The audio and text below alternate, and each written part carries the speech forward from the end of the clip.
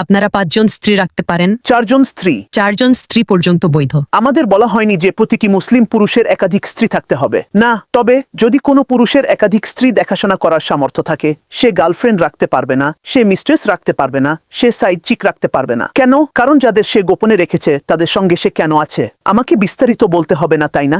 ইসলাম বলে তুমি যদি এটা করতে চাও তবে সম্মানের সঙ্গে করো। কিভাবে? তুমি কি তোমার প্রথম স্ত্রীকে বিয়ে করেছিলে? হ্যাঁ। তুমি কি তার বাবার সঙ্গে কথা বলেছিলে? হ্যাঁ। তুমি কি তাকে মোহর দিয়েছিলে? তোমার কি তার জন্য একটি বাড়ি আছে? তুমি কি তার দেখাশোনা করো? ইসলামে আমরা 50-50 ধারণায় বিশ্বাস করি না। সবকিছু পুরুষরাই সামলায়। সে ফুল টাইম বডিগার্ড আর সে ফুল টাইম উপার্জনকারী ও রক্ষক। তুমি যদি আরেকজন নারী চাও তার সাথে অন্যায় করতে পারবে না। অনেক অমুসলিম পুরুষ কি করে? তারা তাদের স্ত্রীর অজান্তে সম্পর্ক রাখে। ইসলাম বলে না। তাই বহুবিবাহ সকল নারীদের অধিকার রক্ষা করতে এসেছে। পুরুষদের জন্য কোনো সহজ রাস্তা যেন না থাকে। এটা বলে যে একটা লুই ভুট্টন ব্যাগ কিনে দেব, ডিনারে নিয়ে যাব, যা চাই তা করব, তারপর তাকে ময়লার মতো ফেলে দেব। ইসলাম বলে নারী কোনো ডাস্টবিন নয়, সে কোনো আবর্জনা নয়, সে একজন মানুষ। তাকে ব্যবহার বা অপব্যবহার করা যাবে না। যদি সে এটা করতে চায় তাহলে সে কি করে? সে অন্য নারীকে বিয়ের মাধ্যমে সম্মান দেয়। কোনটা ভালো, ব্যবহার ও অপব্যবহার, নাকি বিয়ের মাধ্যমে তাকে সম্মান দেওয়া? সম্মান দেওয়াটাই ভালো।